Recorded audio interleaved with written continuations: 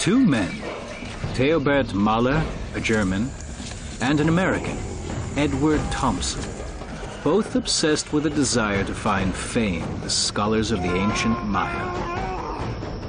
Both of them would go all out to be the first to discover the legendary sites of the Maya. As their successes increase, so does their rivalry. Yet they make vital breakthroughs for 21st century archaeology. Today's scientists continue the work of Mahler and Thompson with modern methods. Just as their predecessors did, they try to find out more about the mysterious Maya.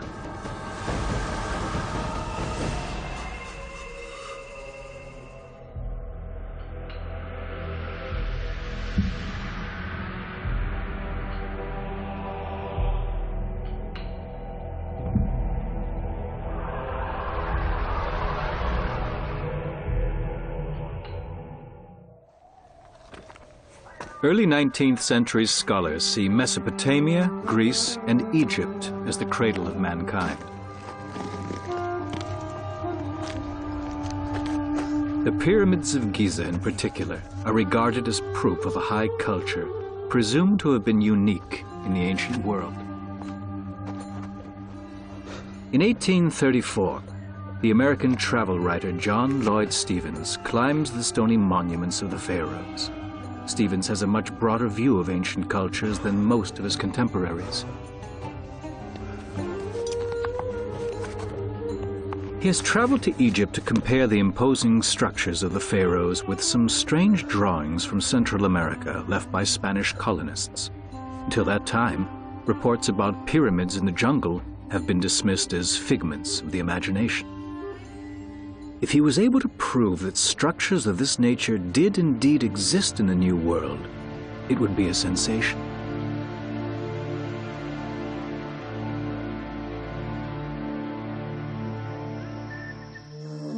And 3 years later, in the midst of the dense Central American jungle, Stephens beholds fantastic temples.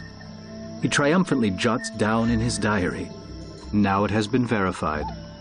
The people who once dwelled on the American continent were anything but crude barbarians. He assumes that there are hundreds of temples concealed in the jungle.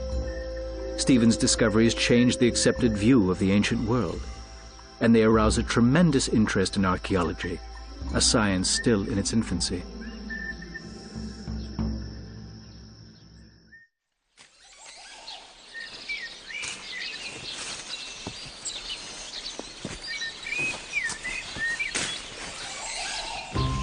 In 1870, Theobert Mahler struggles through the jungle in the border regions of Guatemala and Mexico. His equipment weighs more than 200 pounds, since he is one of the first explorers seeking to photograph the fantastic Maya structures.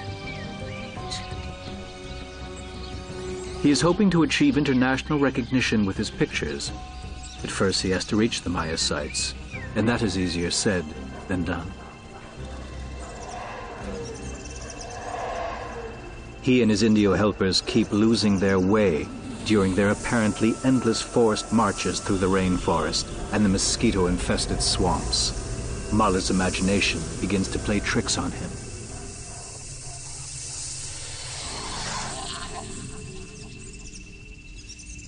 Mahler had come to Central America 5 years before as a cadet in Maximilian of Austria's Foreign Legion. 2 years later, after the dream of a Habsburg Empire in Mexico collapsed, Mahler disappears. He decides to follow in the footsteps of John Lloyd Stephens and to impress the world with fantastic discoveries, hoping to make a living from the proceeds of his photographs. Mahler frequently shows his Indio helpers the drawings of the mysterious palaces that Stephens had published, but the natives have never seen the gigantic structures.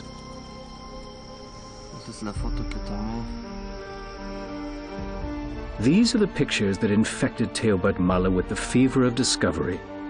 An Englishman, Frederick Catherwood, had accompanied Stephens on his expeditions and made these precise drawings. Catherwood was a pioneer of pictorial documentation, a forerunner of the photographic era of Maya discoveries.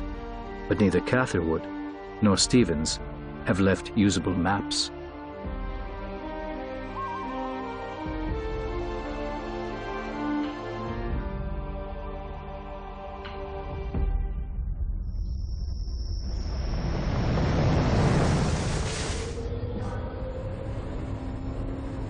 Today's scientists use satellite technology to find the last undiscovered Maya ruins. While analyzing infrared photos, peculiar discolorations catch their eye. They often appear where ancient Maya cities are located. For example, in Tikal, in what is now part of Guatemala, once one of the most powerful Maya centers.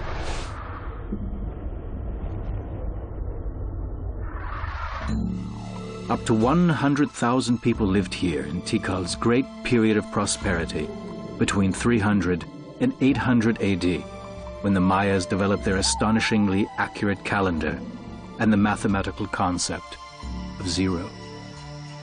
Archaeologists have discovered the reason for the unusual discolorations on the infrared pictures of Tikal. The Mayas built their temples in limestone. The surrounding plants have been soaking up lime through their roots for centuries. This calcium compound dehydrates the leaves, which is why the plants near the Maya structures store more warmth than the rest of the jungle. It's only a slight difference in temperature, but one that can be detected with an infrared camera. Perhaps this method could be used to locate the suburbs of the city of Tikal, which the archaeologists are certain must exist. Tim Murthet from Penn State University commissioned a private satellite company to take pictures of the area surrounding Tikal. For 2 years, he has been combining the methods used by NASA with conventional methods to track down the suburbs of Tikal.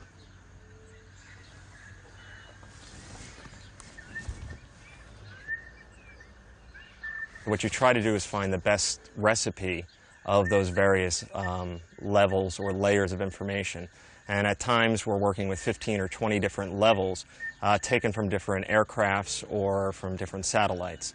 And you try to find the best combination to first visibly identify features, but then also go out and be able to accurately predict where features will be. Tim Murthet tries to find the outskirts of Tikal with the help of remote sensing. The infrared method is one of the most important aspects of this procedure.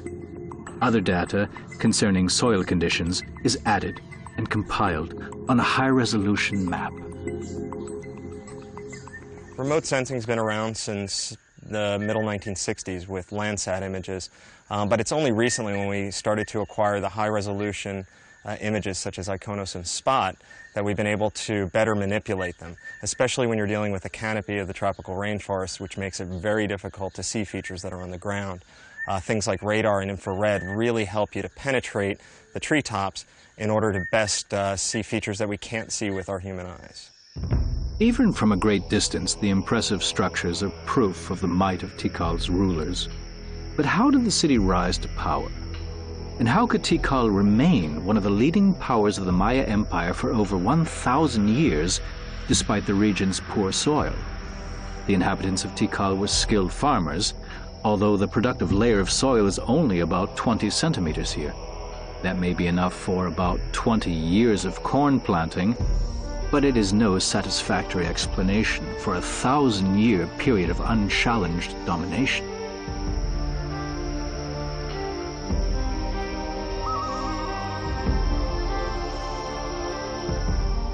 On one of the infrared pictures, Murtha has spotted a possible Maya community about 10 kilometers to the northeast of Tikal.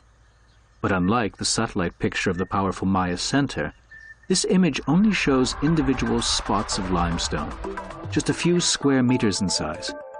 It is not possible to determine whether these are actually Maya structures by simply looking at the monitor. Nevertheless, Murtha wants to investigate. I've always looked at the ways that the Maya adapted to this environment, and Tikal in particular had a very large population, and people are still grappling with how they grew the crops they needed and how they maintained the water levels that they needed. I think, and I hope, we may find a little piece of that puzzle tomorrow. The satellites provide the coordinates, but that's where the technology ends. Compared with their predecessors, modern scientists face another danger. Grave robbers roam the area around Tikal. That's why Murtha and his assistants are accompanied by a soldier.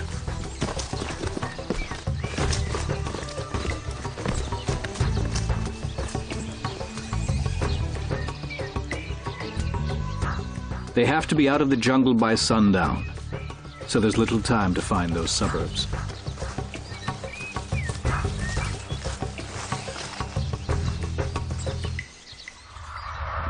For over 1,000 years, the Maya dominated Central America, politically and culturally.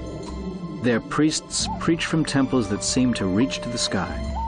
They were measuring the course of the stars and planets almost perfectly, at a time when Europe was sunk in the Dark Ages. Nevertheless, the collapse of the empire finally reached this so-called Manhattan of the Maya as well, and the jungle reclaimed what its dwellers had wrested from it with so much effort.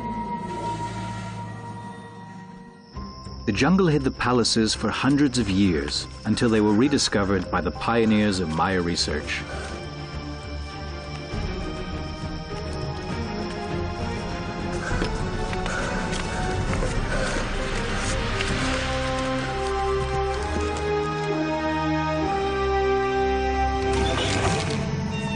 ¡Oye, agarren los palos! ¡Mensch!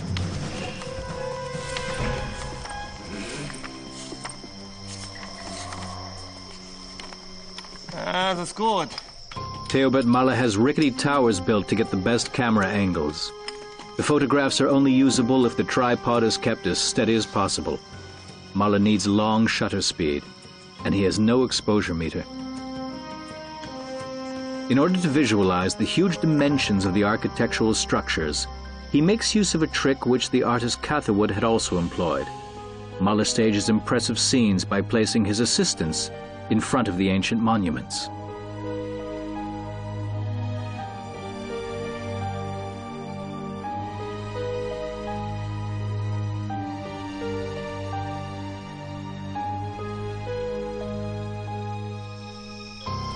Oye, Raúl, corre. Quiero que te pares frente a la pirámide.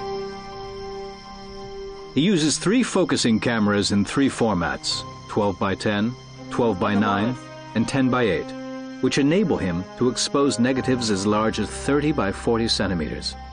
This is 19th century high-tech. Muller spends all his savings on making these photographs to fulfill his dream, to go down in history as the greatest documentarist of the Maya. Tim Murtha's team reaches the target area 2 hours later than expected. He only has an hour left to investigate the site and determine whether he interpreted the satellite pictures correctly.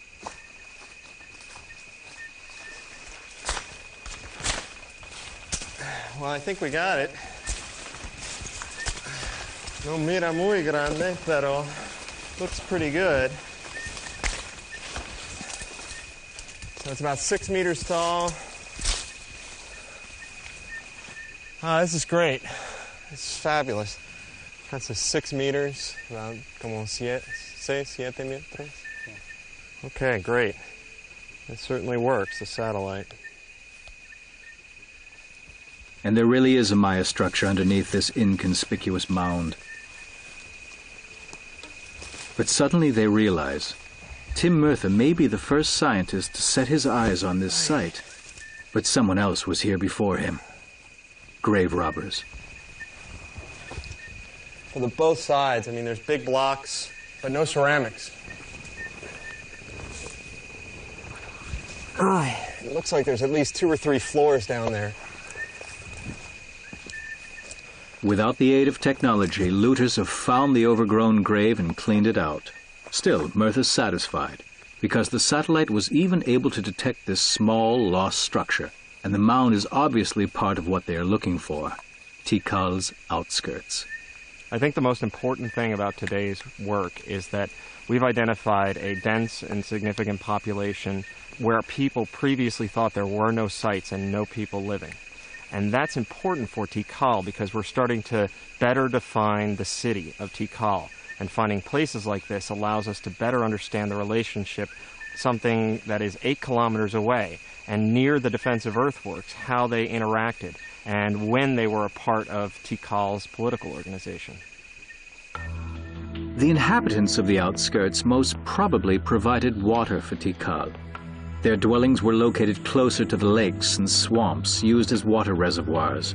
And that, in turn, was the reason the city was able to flourish and become a powerful Maya center. Murtha's pictures find their place in a historical photo album that began with Theobert Mahler's photographs.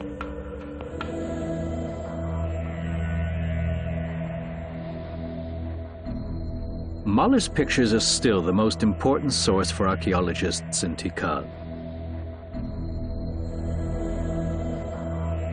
In some cases, it is only possible to visualize how the site really looked by consulting his photos. This stele has suffered greatly in the last decades, as has the limestone of many other structures.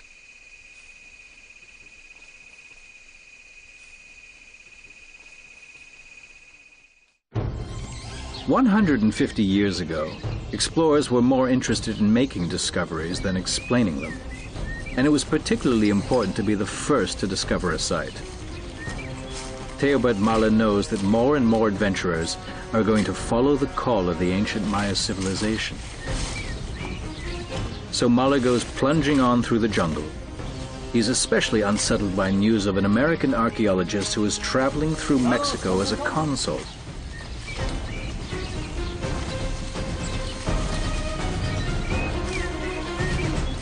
Edward Herbert Thompson from Massachusetts has originally gone to Mexico to explore what he presumes to be a link between the Maya and the inhabitants of the legendary city of Atlantis.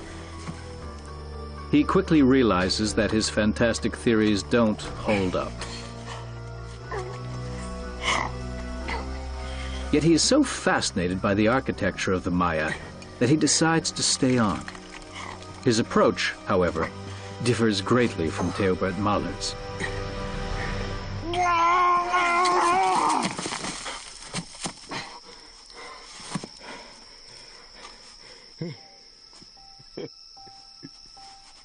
Thompson is a shrewd businessman.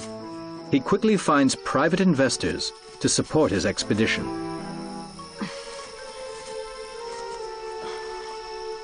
In addition, he is on the payroll of various American museums. He even convinces the American State Department that his presence in Mexico might be useful and is allowed to sport the title of consul.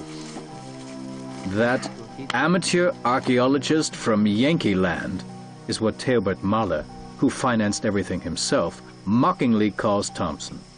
To Mahler, Thompson is a red rag to a bull, but the rivals' paths have not yet crossed. Mahler has widened his scope of interest to include the entire Maya Empire, whereas Thompson is focusing on the Yucatan Peninsula. Their first encounter takes place in 1900 in Mérida, where a small group of explorers regularly meets for tea at the home of a wealthy Mexican lady.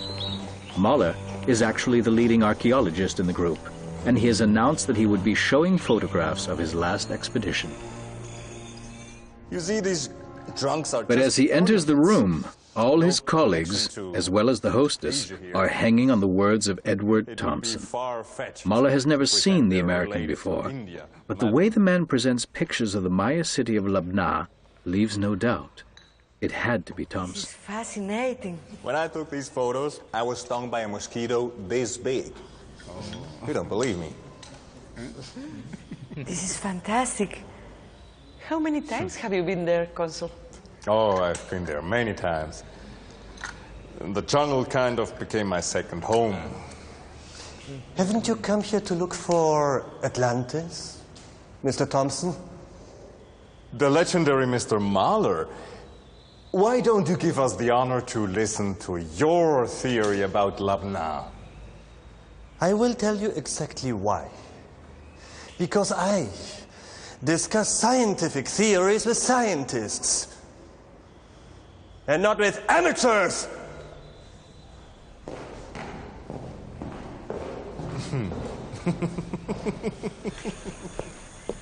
In the following years, a fierce conflict develops between the two explorers. Mahler starts writing angry letters to the Mexican government, complaining about Thompson. He deserves to be captured and locked away in an asylum for observation.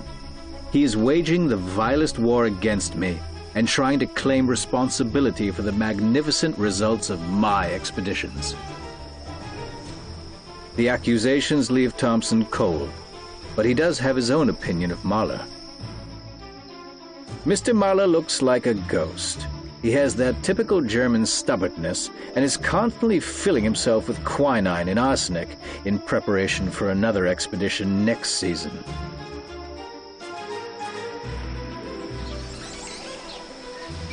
Both men are driven by the wish to be the first explorers to discover important ruins and announce their fabulous finds to the world, a concern which wasn't alien to other pioneers of archaeology either.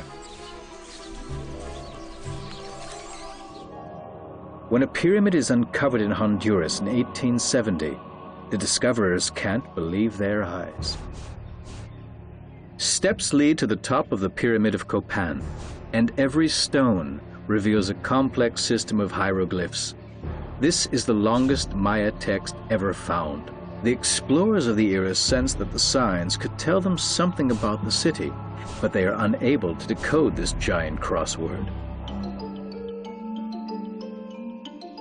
Since then, generations of scientists have been trying to get the staircase to talk. David Stewart, who has been exploring Copan for 20 years, was the first to succeed. It was in the late 1980s that it became clear to me that history was all over this staircase. And this was really about the kings, the dates of their inaugurations, the dates of their deaths. And so, you know, it became very clear to me then, and I was very excited that we could take some information from other sources and combine it with lots of information potentially from here and write the whole story of Copan's history. It's like reading an official history.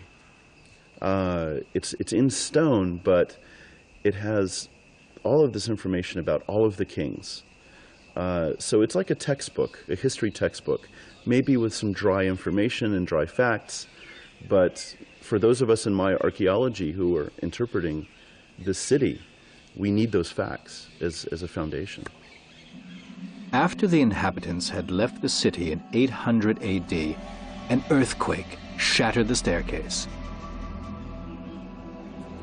Early explorers put the staircase back together again, but they couldn't read the signs.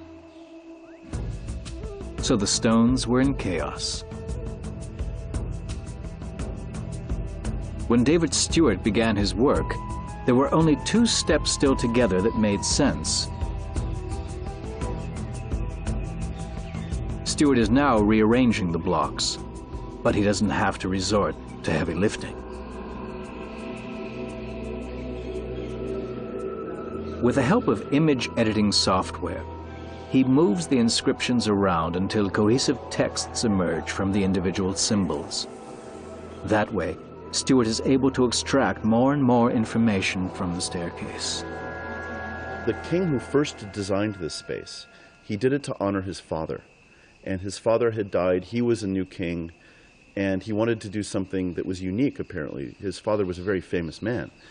And one gets a sense of the personality, almost, of that son who had come to office, who was trying to live up to, I think, some certain expectations, to a legacy of his father. The staircase sheds light on one of the longest-lasting Maya dynasties. Stewart was able to read that the year 426 AD saw the birth of a dynasty that continued without interruption for 400 years, until about 830 AD.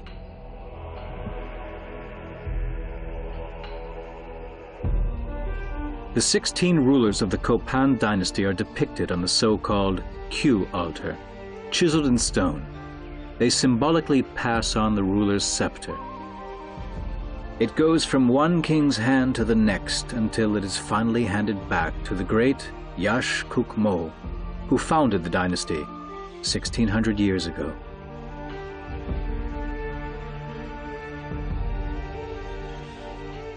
All of the kings of Copan seem to have been thinking about the founder as an important source of their own power.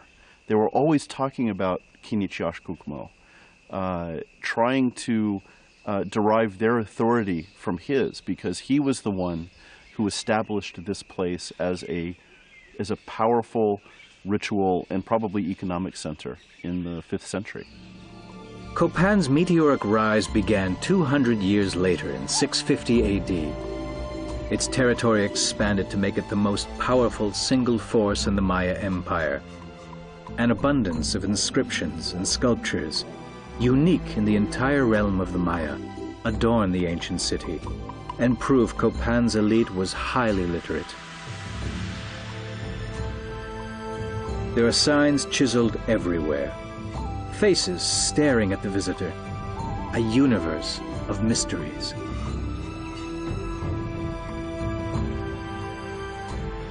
The code of most of the hieroglyphs has been cracked by now. News from a bygone world. A world to which the first explorers had no key.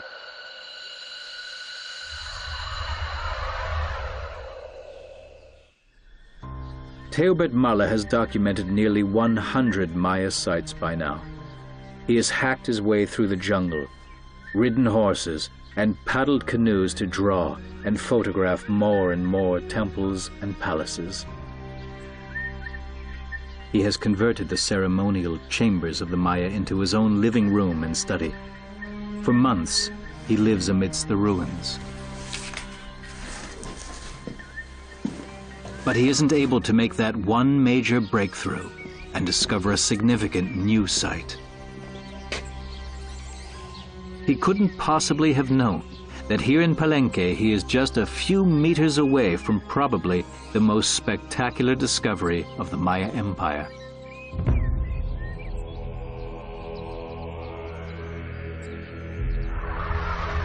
Inside the Temple of the Inscriptions lay the body of a king. It wasn't until 1951 that archaeologists managed to dig a tunnel to the bottom of the pyramid. At a depth of 25 meters, they uncovered the grave of the most powerful ruler of Palenque, Pakal. He ruled for 70 long years and had his architects build fantastic structures. The latest research has discovered, however, that Pakal didn't only have remarkable architects. He also had engineers who were far ahead of any other culture in Central America.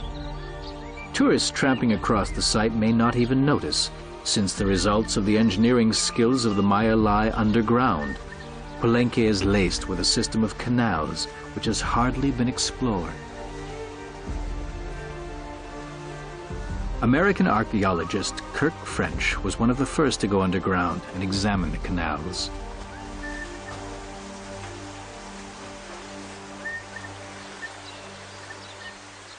Palenque deals with 3,500 millimeters of rainfall a year, and the majority of that happens in a 7-month or 8-month period. And so there's massive amounts of flooding that would occur, and without these aqueducts, the water would, as it runs out of the mountains and it slows down as it hits this flat level area, and what would happen is the water slows, it's going to swell and spread out. Palenque's particular location turns the few tiny streams that exist in the dry period into hundreds of brooks and rivers during the rainy season. The center of the town was regularly flooded. Water threatened Palenque's most important temples, and the royal palace on the Great Square, too. So Pakal's engineers came up with a brilliant idea.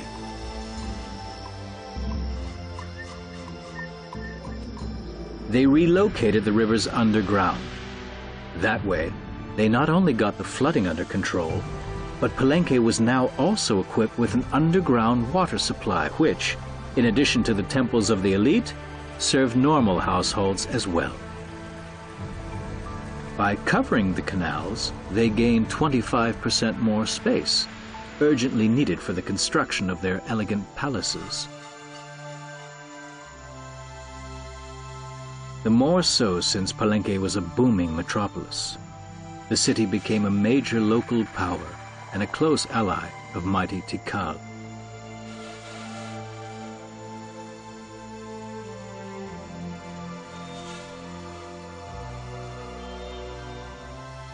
The basis for the city's rapid rise was provided by Palenque's engineers and their ability to regulate the mass of water.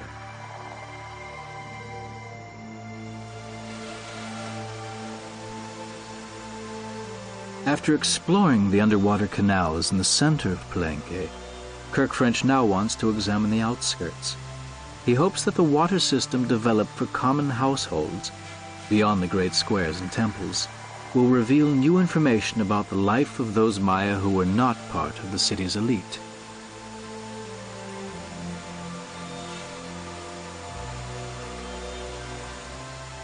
Overall, we know very little about the Maya. One reason is because, even though we know how to read their hieroglyphs now, their hieroglyphs never mention common people. It only speaks of the elite. So we know very little of what common people did every day. Now you compare that to the Greeks or the Romans, things like that. We have books, we have all these texts that say how much taxes people paid, what they did on a day-to-day basis. We know very little about that when it comes to the Maya. The reasons for Palenque's decline are also very unclear. The final calendar inscription was scratched on a broken piece of clay in the year 799 AD. The so-called Paris of the Maya fell into a deep sleep, from which it only awakened when 19th century explorers rediscovered it.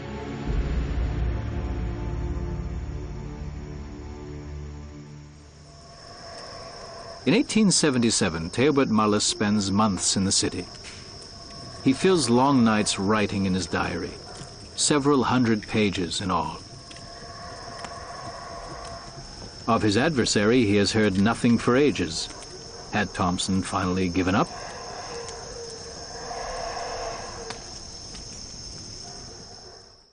In fact, things have been unusually quiet in regard to the American consul, but not because he had retreated. On the contrary, in order to be as close as possible to the Maya city of Chichen Itza in Yucatan, he has bought a hacienda not far from the historical site. The estate has changed owners for the giveaway price of $75. Scientifically speaking, Thompson couldn't hold a candle to his rival Mahler. The American has realized that years before. But American museums are scrambling to get their hands on Thompson's finds. Thompson expects to make a big haul amidst the ruins of Chichen Itza, and there is a particular reason why. Thompson has carefully read the reports of Bishop Diego de Landa, who described the heathen rituals of human sacrifice practiced by the Maya. Bishop de Landa ordered Maya writings to be burned in the 17th century, and so the knowledge of a great culture went up in smoke. For Diego de Landa saw the devil's work in the pictures and scripts of the Maya.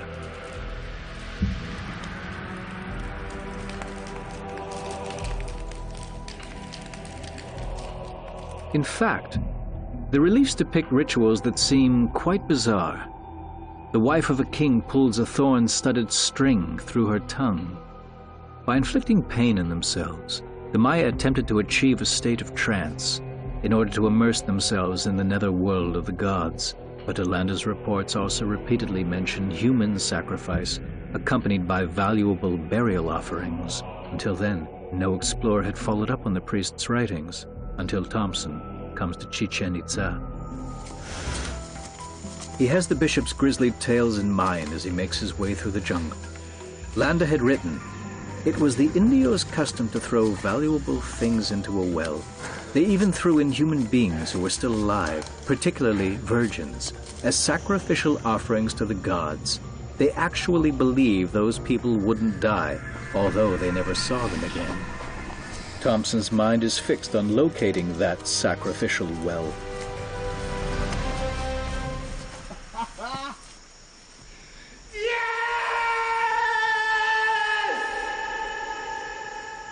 Diego de Landa had written of a well.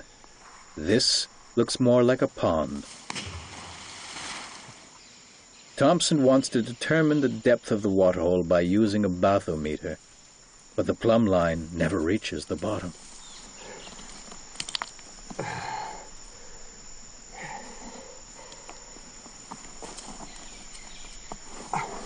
Thompson knows that the Mayas sacrificed their most valuable material offerings to Chak, the god of rain. In order to salvage the treasures he is expecting to find, he develops a bold plan. Now, scientists know that a gigantic meteorite hit the Caribbean Sea 65 million years ago, leading to formation of the so-called cenotes.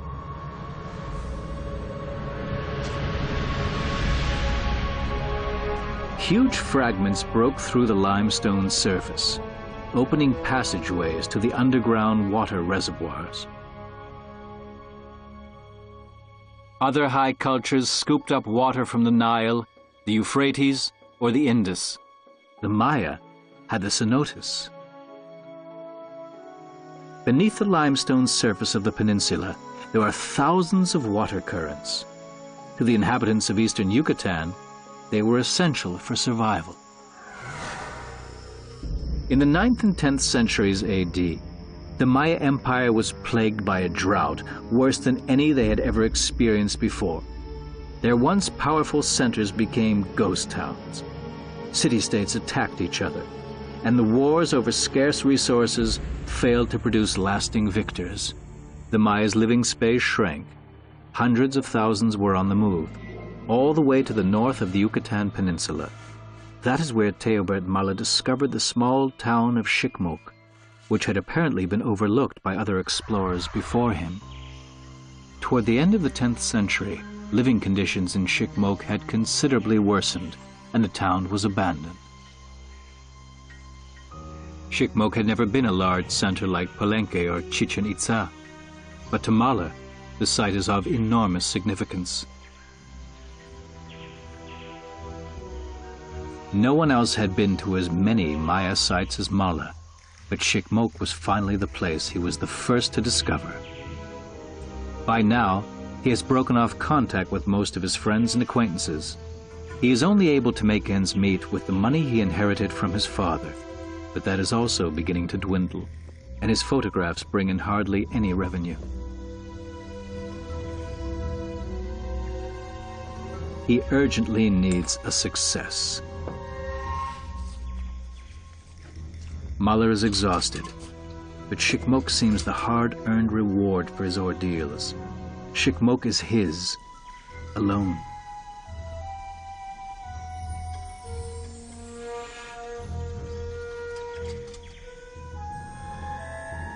And then he finds them. Modern inscriptions on the wall. Once again, Mahler is not the first. The city has been discovered by someone else 3 years before. E.H.T. Thompson!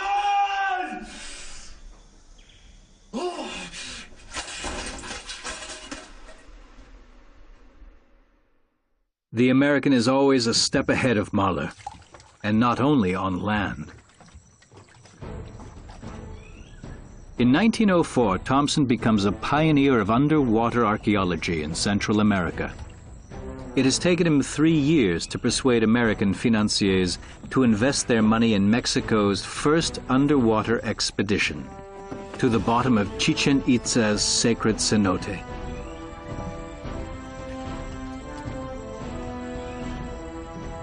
After signing a document that he was diving entirely at his own risk, they finally gave him the money. ¿Cómo estuvo? ¿Bien? Cuando estoy abajo, Todo tiempo bombeador. Sí, señor. Listo, listo. Listo. Listo.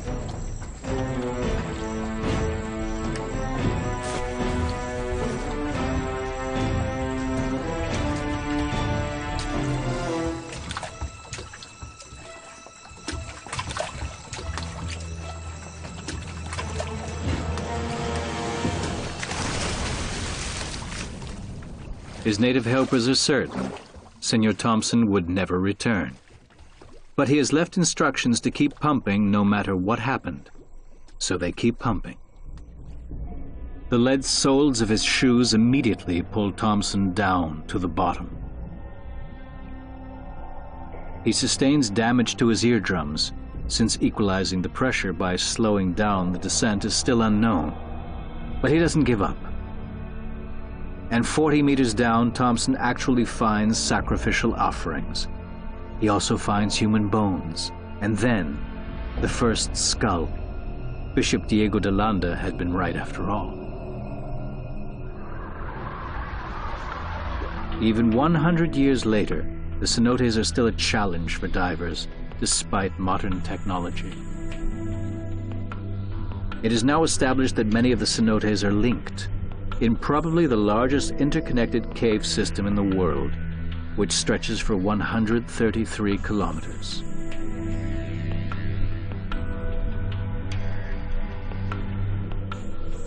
These inaccessible caverns have lots of scientific treasures in store for explorers. Bones and offerings have been preserved here for several centuries. And up till now, not even the grave robbers have dared to come here. An untouched time capsule. Though Thompson could help himself at random to the objects in the cenotes, there are now strict regulations. Objects and bones may only be salvaged if they are handed over to the experts from the Mexican Office of Antiquities. German archaeologist Dr. Vera Tiesler has been working in Merida for several years. She has examined thousands of bones from the cenotes. It turns out that de Landa's theory of the sacrificed girls is only partly true. People used to think that virgins were sacrificed and thrown into the holy cenote. We now know, however, that this wasn't the case. The most dominant group is between 8 and 15 years old, but the victims who were sacrificed to the rain god were mostly male. The most recent finds from Yucatan tell the experienced bioarchaeologists something new. There are signs that some human bones were worked on after the death of the victims. In religious rituals that scientists call treatment of the dead. Die neuen Knochenanalysen haben wertvolle Erkenntnisse gegeben, nicht nur über The new die bone analyses have brought forth valuable findings, not only about the sacrificial offerings, but also about a large number of different treatments used on the dead. They range from lacerating and cutting up the body to the impact of heat in the form of incineration or boiling. And these different treatments give us valuable information about the reasons for ritual treatment of the sacrificial victims. We still don't know why the largest Maya city in Yucatan became a center of human sacrifice. Perhaps because the Maya intermingled with other cultures that sacrificed more than they themselves did. The Toltecs came from faraway Teotihuacan, which is now located beneath Mexico City. It is possible that the Maya adopted their sacrificial rituals.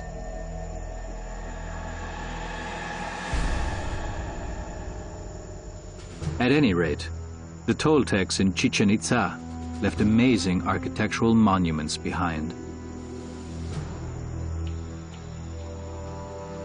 Like the so-called Castillo, the war temple of the Kukulkan.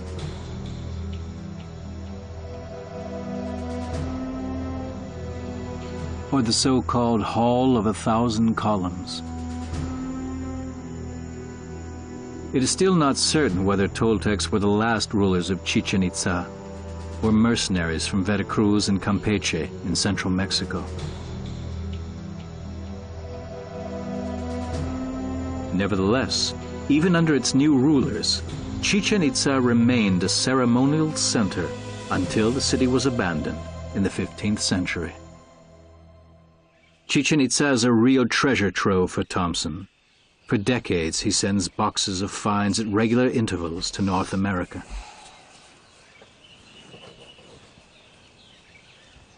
Now he intends to retire from Mexico. He is preparing his final shipment, his most valuable pieces. But there's someone who wants to stop him, with a vengeance. Theobert Mahler is on his way to Chichen Itza accompanied by a Mexican inspector to ensure that Thompson is expelled from the country. Venga, Inspector. The inspector, however, isn't completely convinced. Venga, Inspector. After all, Senor Thompson is a consul of the American government. At Thompson's hacienda, Mahler thinks he has caught his rival red-handed. He has received a tip-off that the American is about to smuggle his final consignment out of the country. During the course of his expeditions, Mahler has taken photographs of some Maya sites before and after they have been visited by Thompson. And he has noticed that several ornaments are missing. Among them, a carved dragon head from Chichen Itza. You are stealing the art of these great people. But now, Thompson, now it's over. Schluss aus, Ende! Mr. Mahler, you have now accused me for a decade of taking artifacts out of this country. But let me tell you one thing. I respect the art of the Maya as much as you do. But the things I have found are going to be safe in an American museum. If you leave them there, looters will take them and they will be gone forever. The artifacts are not yours. And I think we leave it to the inspector to decide. Inspector, please, go ahead and see what this man has taken from the ruins. Take a look at these photographs, especially, in particular, this ornament. Go ahead.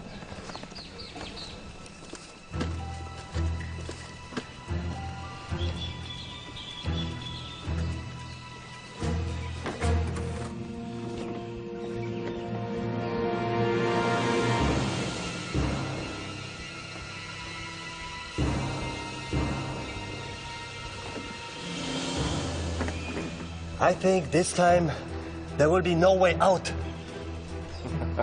You're right, I think we should leave this up to the inspector. Because I believe also in Mexico you're only considered a thief if you take something which is not yours. If you have a look at this contract, you may certainly understand that all the ruins of Chichen Itza belong to the property of this hacienda, which belongs to me. However, a certified contract identifies Consul Thompson as the rightful owner of the estate, and as such, the owner of the entire Maya site of Chichen Itza. You are not only a thief, you are a traitor!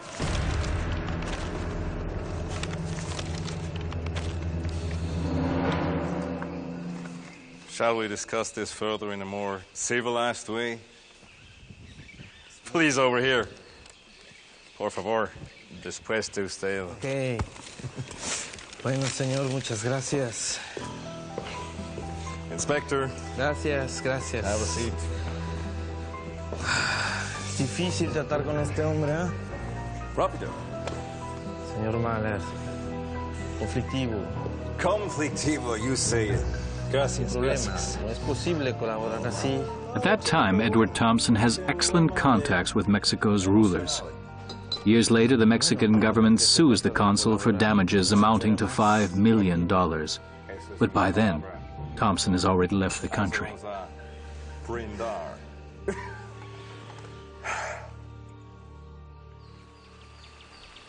His hacienda is now an elegant hotel, and, as once before, it is a private individual who has bought the property.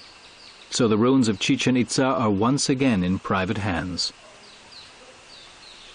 Except that now, the owner is a Mexican.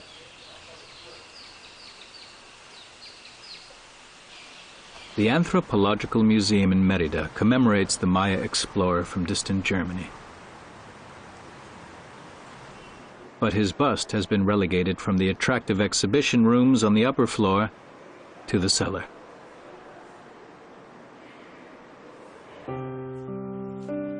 Teobert Malle never had the satisfaction of learning that his arch-rival was sued. He dies in 1917 in Merida at the age of 75, bitter and unremembered.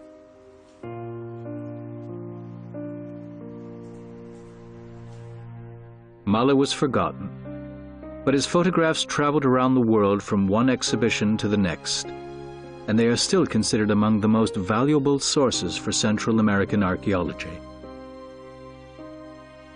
Teobert Malle was spared the humiliation of experiencing modern scientists seeing through his final trick 100 years later. Although Malle was by far the more notable explorer who helped to establish Central American archaeology as a science, he never got over the fact that Thompson was always one step ahead of him. So he forged the date on his drawing of the ruins of Shikmuk. That way it looked like he had discovered the Maya city before Thompson.